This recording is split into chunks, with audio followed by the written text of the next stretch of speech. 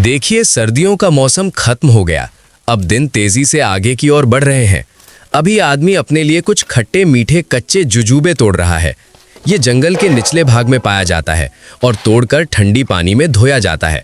उसके बाद इनमें से छिलके को अलग किया जाता है और नमक डालकर आधा घंटा उबाला जाता है, जिससे ये अच्छी तरह से उबल जाए। कुछ शीशे को बोतल में इन्हें डालकर इन्हें बांस के बर्तन में रखने के बाद इसमें चीनी और पानी डालकर कुछ घंटों तक पकाया जाता है, जिससे इसमें रस अच्छे से मिक्स हो जाए और खाने में खट्टी मीठी लगे।